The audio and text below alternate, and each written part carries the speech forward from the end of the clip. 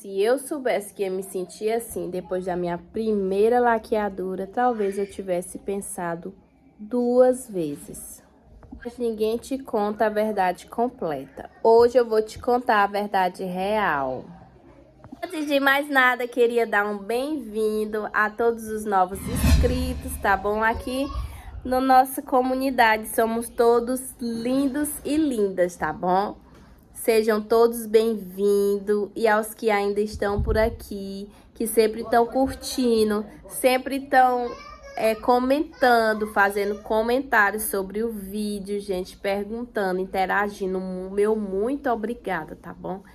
E vamos para o vídeo, né? Não esquece de curtir, de comentar, e se você é novo aqui ou nova no canal, se inscreve e me ajuda a monetizar, por favor. Primeiro de tudo, eu queria conversar com vocês sobre a minha decisão de laquear. Foi um primeiro ponto que eu não recomendo, né? Que vocês façam uma decisão por este meio, né? Que é o meio do financeiro. Por que não decidir laquear por meio do financeiro? Porque as finanças mudam, gente. A vida da gente muda de uma hora para outra. A gente não percebe. Às vezes a gente se esforça e acha que nunca vai vir os frutos, nunca vai vir aquela recompensa que a gente sempre espera, mas os ventos mudam. Olha o vento maravilhoso que tá entrando aqui. Os ventos mudam e é de uma hora para outra, gente, no estalar de dedo.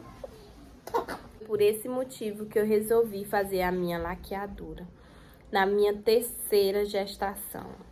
Quando eu me vi numa situação precária, gente, precária. Onde a minha casa não tinha nem isso aqui, ó. Reboco. Não tinha reboco. Não tinha cadeira pra me sentar onde eu tô sentada. Eu não tinha essa mesa pra botar meu celular em cima. Eu não tinha celular que prestasse. A verdade é essa.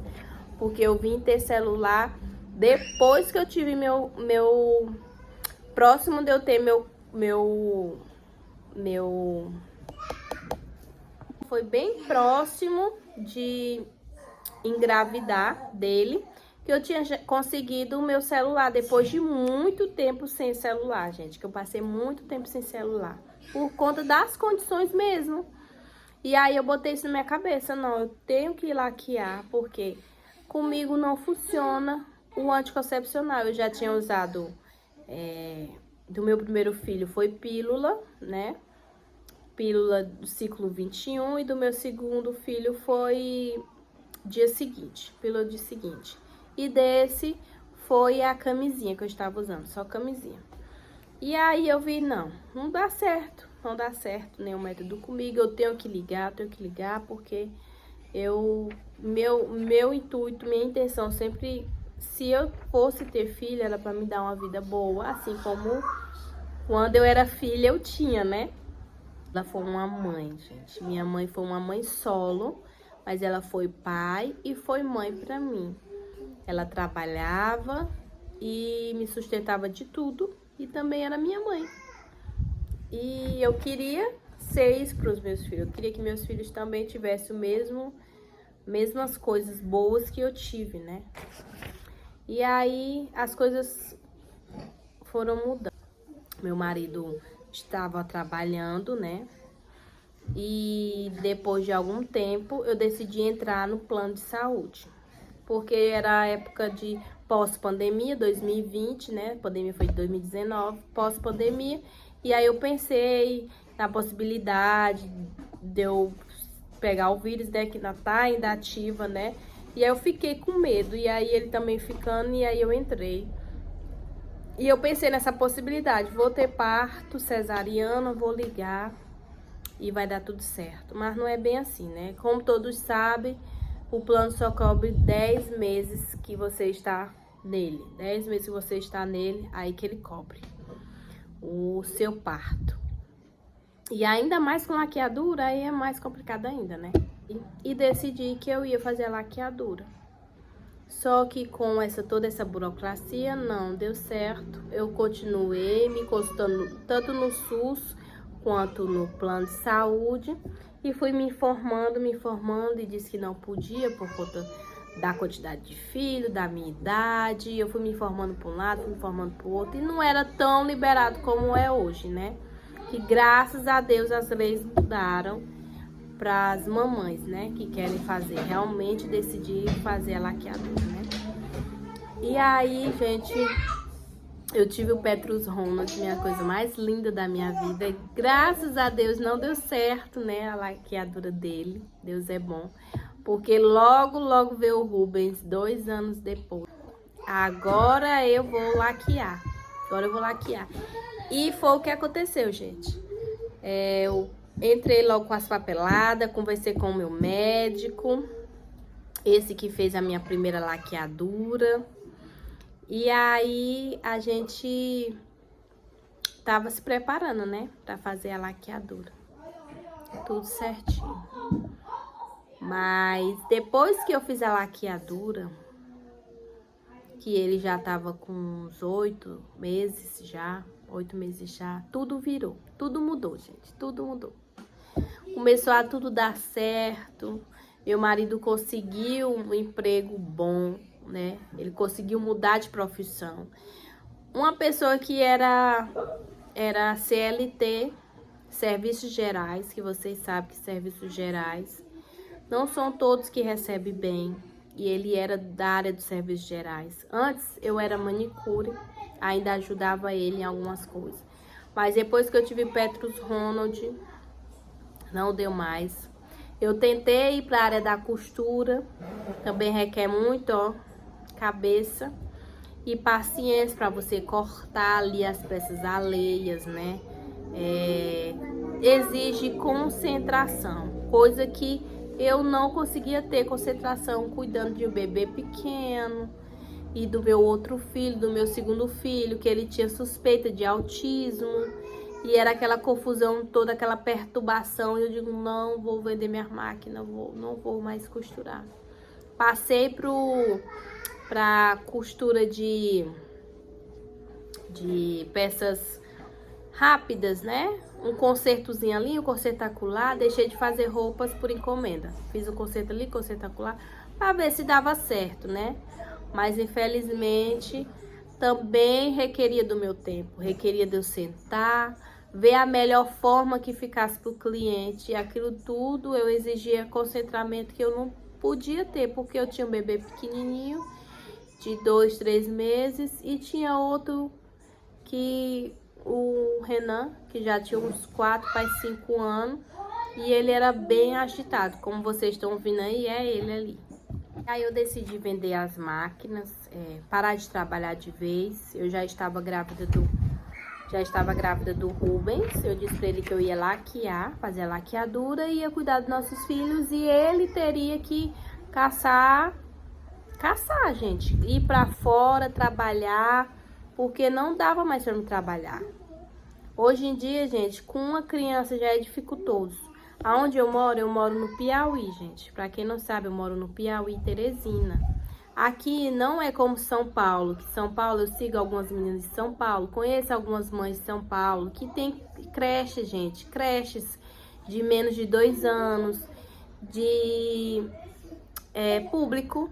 Aqui não é assim, aqui tem uma para 1 milhão de mães, 1 milhão de mães que querem trabalhar.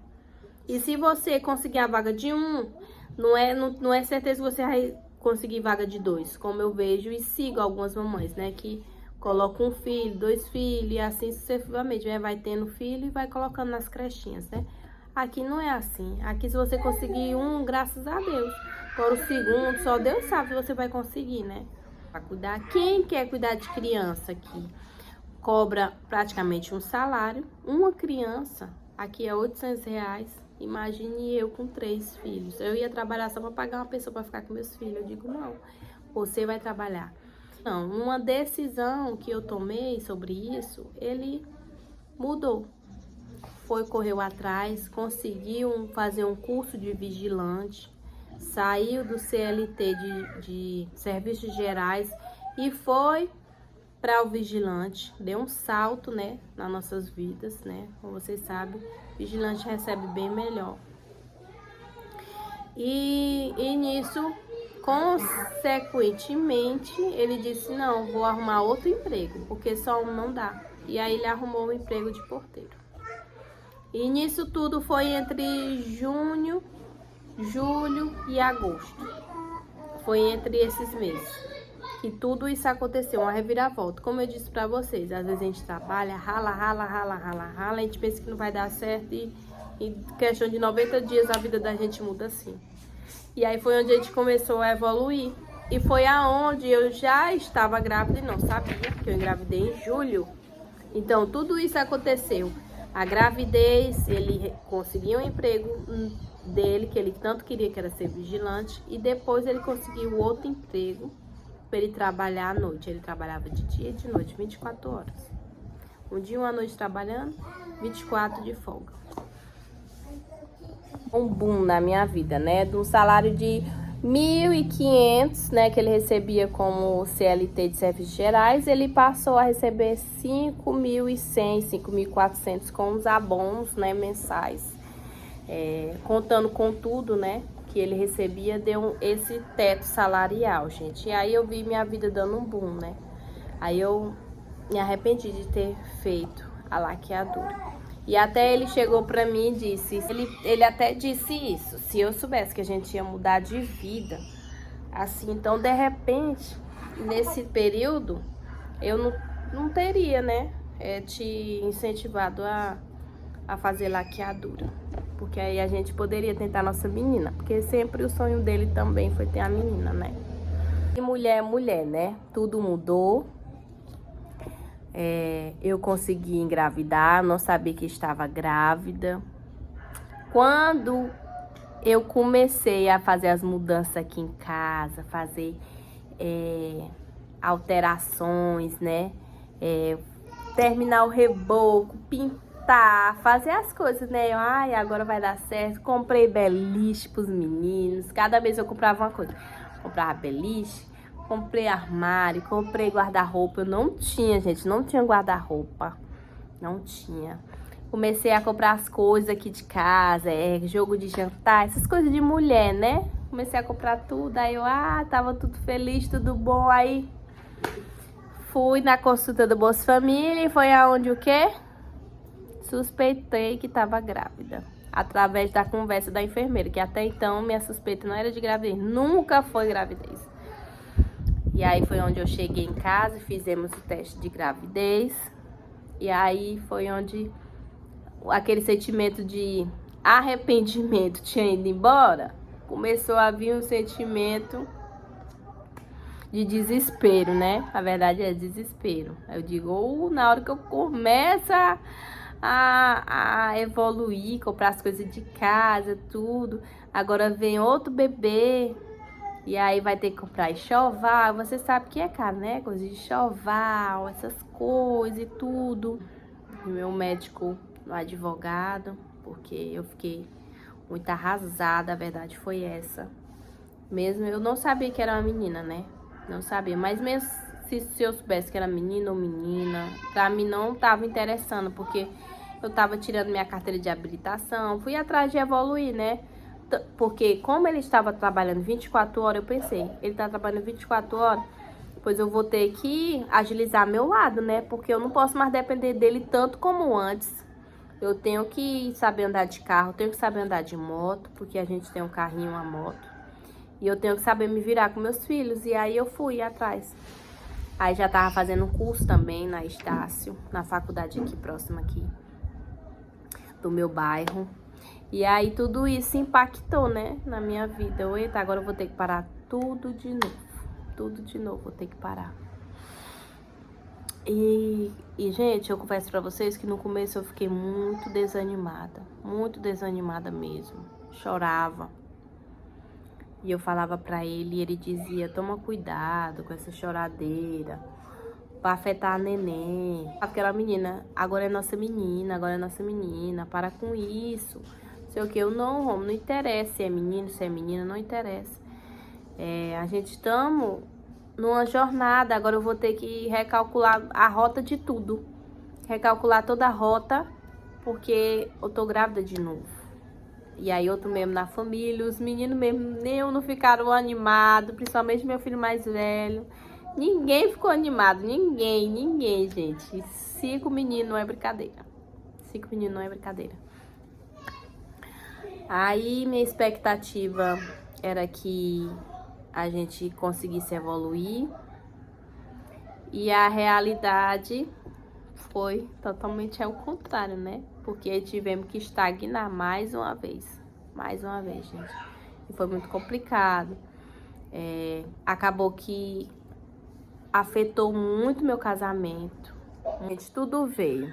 Sentimento de culpa, quando eu descobri que eu tava grávida dela, que realmente era uma menina. E veio aquele sentimento de culpa, porque eu tinha praticamente rejeitado a minha filha.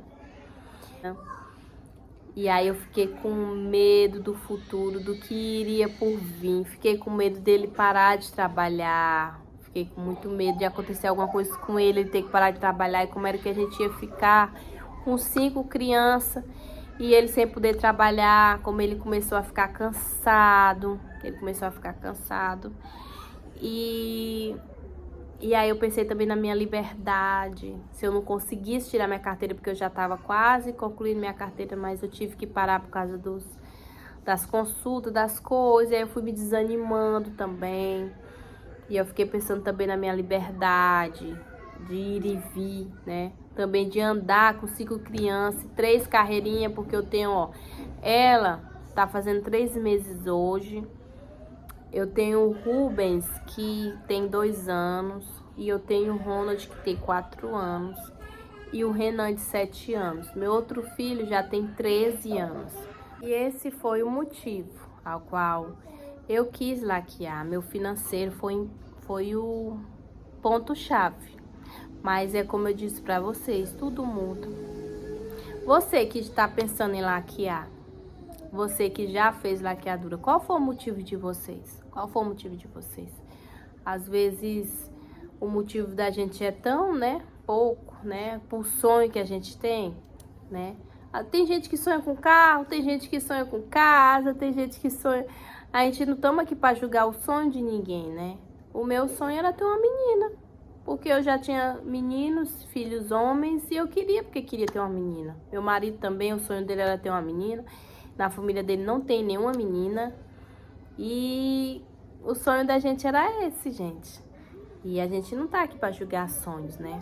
Vocês que estão pensando em laquear. Qual o motivo da gente fazer laqueadura, né? Já que é algo que não é algo 100%. Não é 100%. Nenhum método é 100%. Algo que meu médico ficava enfatizando direto, ele disse, não adianta, você não vai engravidar mais. Eram palavras dele que ele ficava só falando, você não vai engravidar mais, nunca mais você vai ser mãe, nunca mais você vai ser pai. Ele falava pro meu marido, olha, eu fiz a laqueadura certinha, não se preocupe, que não vai reverter, não existe isso, não existe milagre, só se fosse um milagre, mas milagre não existe. Ele falava muito isso.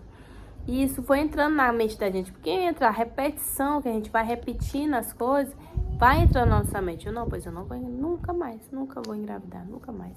E eu ficava com isso na minha cabeça. Mas veio a minha querida Pérola, veio, minha Pérola Rabi veio. E para honra e glória do Senhor, eu agradeço muito a Ele, muito mesmo. Então, o que eu digo para vocês é que querem laquear, pense bem antes de laquear. Pensei bem.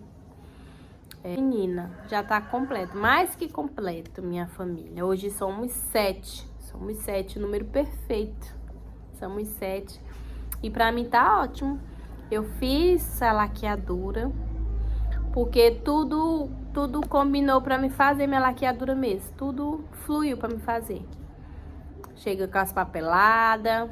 Fiz assim, tudo aleatório, não foi uma coisa que eu fiz bem programadinho como a minha primeira laqueadura. Mas foi bem aleatório e tudo deu certo no final. Eu digo, não, é porque... E eu tinha paz pra me fazer, né? Na minha primeira eu fui muito forçado. Na primeira. Eu me forcei demais a fazer. Fui atrás de papelada.